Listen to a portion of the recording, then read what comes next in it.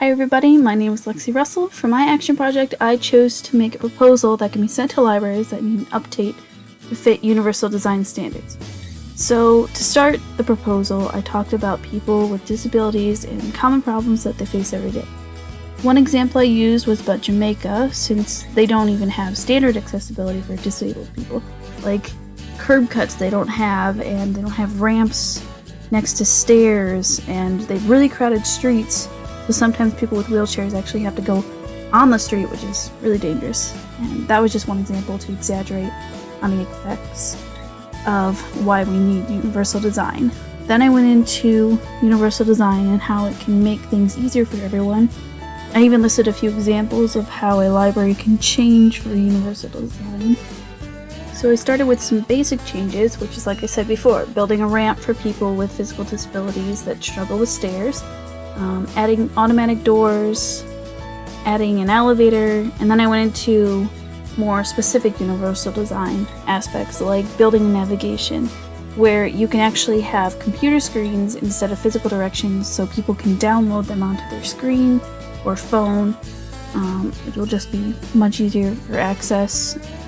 I also mentioned that service desks need to be lower for people with wheelchairs, and having self-service points is a great thing too. There's this one where it's at the eye level height of a person in a wheelchair and a height where a taller person would have to look down, so it's accessible for both types of people.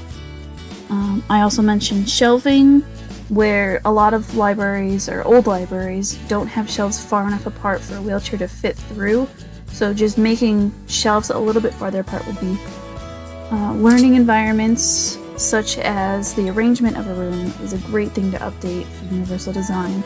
You can have tables that you're able to move yourself, so you can make a table for a bigger study group, or you can also sit in a more relaxed chair in the corner if you're just by yourself. You can also have study rooms if you have a learning disability. You can have an electronic room where that can help you with your learning disability. Another great thing is having braille books, so people who are blind or people in the blind community can rent out these books when they go to the library, and they don't have to buy the expensive version for themselves. They can just rent it. You can also add power outlets, like mostly near chairs and tables, since electronics are a really popular thing growing nowadays. The last thing I talked about was storage, and it's an interesting idea because most people go to the library to pick out a book themselves right off the shelf.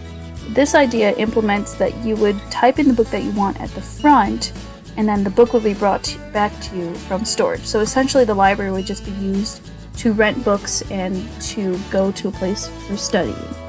Now all of this is expensive, so I also came up with a page of fundraising ideas that libraries can implement if they would like to go along with universal design. I came up with 5 ideas. One was GoFundMe, which everybody should know. It's easy, it's accessible, it's online. People just press a button and donate money. It's very easy. You can also sell old books that were going to be donated anyways. You can host a festival, a music festival, or maybe a carnival. You can host board game tournaments, and you can also host a walkathon fundraiser. And that was what I did for my action project.